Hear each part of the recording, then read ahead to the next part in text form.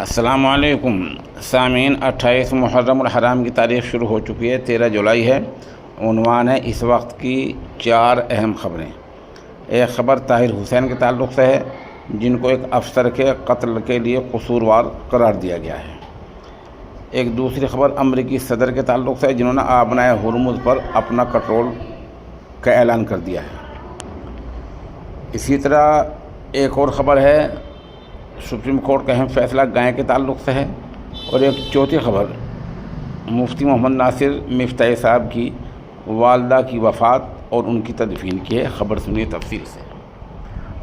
دہلی کی ککڈوما عدالت نے ایم سی ڈی کے سابق کونسلر طاہر حسین کو 2020 کے دہلی فسادات کے دوران انٹیلی جنس بیورو آئی بی کے افسر انکت شرما کے قتل کیس میں قصوروار قرار دیا ہے۔ یہ فیصلہ تقریباً 6 سال کی تفتیش، گواہوں کی گواہی اور ٹرائل کے بعد آیا ہے۔ آئیے جانتے ہیں 6 سال پہلے کیا ہوا، اس کا جائزہ لیتے ہیں۔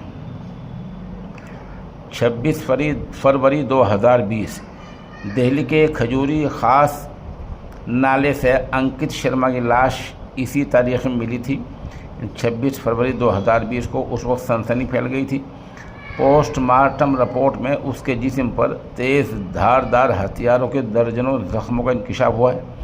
اس کے والد روندر کمار نے طاہر حسین وغیرہ خلاف قتل کا الزام لگا کر شکایت درج کرائی تھی۔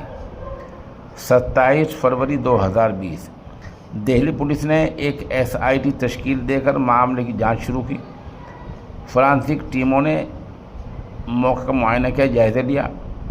مارچ 2020 دہلی پولیس نے طاہر حسین کو گرفتار کر لیا۔ اس کے گھر کی تلاشی کے دوران چھت پر پتھروں، پیٹرول بم بنانے کا سامان، تیزاب کے پیکٹ، سلنگ شاٹس اور ایسی دوسری چیزیں ملی۔ پولیس نے اس وقت الزام لگایا تھا کہ طاہر کا گھر فسادیوں کے آپریشنل اڈے کے طور پر کام کر رہا تھا، یعنی یہی فسادیوں کا سینٹر تھا۔ جون 2020 یہ وہ وقت تھا جب دہلی پولیس نے اس معاملے میں چارج شیٹ داخل کی تھی۔ چارج شیٹ میں دعویٰ کیا گیا کہ انکت شرما کو ایک بھیڑ نے پکڑ کر بے دردی سے قتل کر دیا اور بعد میں اس کی لاش کو نالے میں پھینک دیا۔ 2021-2022 ان 2 سالوں کے دوران کیس میں کئی عینی شاہدین کے بیانات قلم بند کیے گئے۔ عدالت میں فرانسک رپورٹس اور کچھ شواہد پیش کیے گئے۔ 23 مارچ 2023 ککڈوما کورٹ نے طاہر حسین سمیت 11 ملزموں کے خلاف قتل، فساد، مجرمانہ سازش وغیرہ الزامات کے تحت فرد جرم عائد کی۔ عدالت نے کہا کہ پہلی نظر میں مقدمہ چلانے کے لیے کافی مواد موجود ہے۔ 2023-2025 ان 2 سالوں کے دوران استغاثے نے پولیس افسران، عینی شاہدین اور دوسرے گواہوں کے بیانات ریکارڈ کیے۔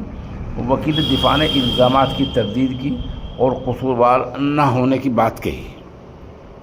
13 جولائی 2006 کورٹ نے طاہر حسین اور دوسرے ملزموں کو قصوروار ٹھہرایا، یعنی آج عدالت نے کہا کہ استغاثے نے کامیابی سے الزامات کو ثابت کیا ہے۔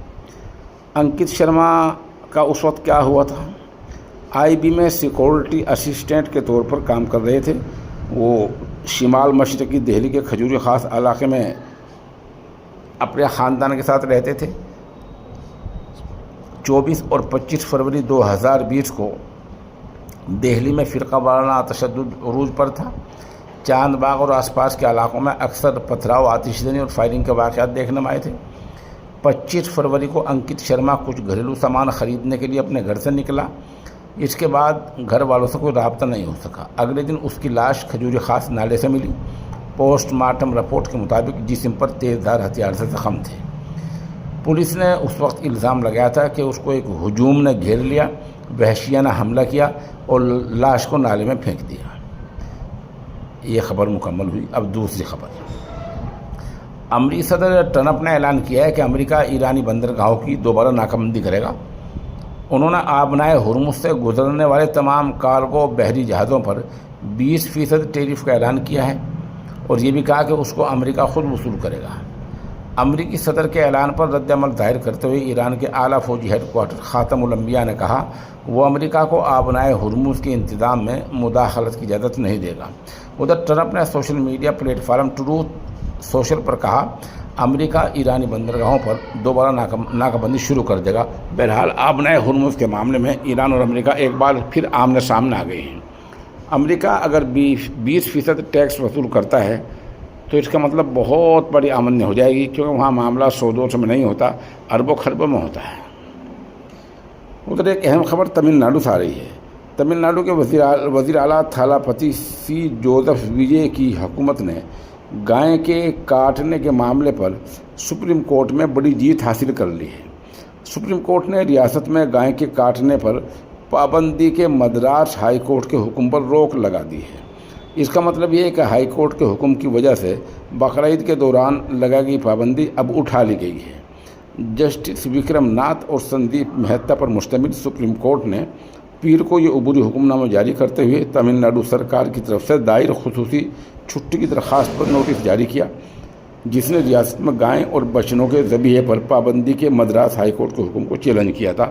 بہرحال سپریم کورٹ نے آج اس پر روک لگا دیا ہے، اس کو ہٹا دیا ہے اور معاملے کی ابھی سنوائی جاری رہے گی۔ ادھر ایک آخری خبر مغربی اتر پردیش کے ضلع شاملی کے کرن علاقے گاؤں گوگوان کے تعلق سے ہے، جہاں مفتی محمد ناصر مفتاحی کی والدہ اور حضرت قاری اسرائیل صاحب دامت برکاتہم العالیہ کی اہلیہ کا انتقال ہو گیا تھا، اور نماز عصر کے بعد گاؤں گوگوان میں ان کی تدفین ہو گئی ہے۔ نماز جنازہ مفتاح العلوم جلال آباد کے ناظم تعلیمات مولانا ارزم صاحب نے پڑھائی ہے، اور یہ بھی ساتھ ساتھ عرض کر دوں کہ وہ مفتاح العلوم کے ایک استاد مولانا ایوب مفتاحی کی خوش دامن تھی۔ اس خبر کے لیے وہیں سے جناب قاری عرفان ضیاء ہمارے رابطے میں ہیں اور قاری زاہد صاحب رابطے میں ہیں۔ ادھر کیران سے ماسٹر سمیع اللہ خان اشاعت الاسلام سے اور دوسرے لوگوں نے وہاں شرکت کی ہے۔ عرض ہے یہ خاتون دیندار تھی، عابدہ زاہدہ تھی، نماز روزے کی پابند ہونے کے ساتھ ساتھ اعلیٰ درجے کی مہمان نواز تھی، اور یہ بڑی بات ہے کہ انہوں نے اپنے اولاد کو دین پر لگایا اور دین کی خاطر بڑی قربانیاں پیش کی۔ اس طرح تمام ناظرین سے گزارش کی جاتی ہے کہ مرحومہ کے لیے مغفرت، درجات کی بلندی اور پسماندگان کے لیے صبر جمیل کی دعا کریں۔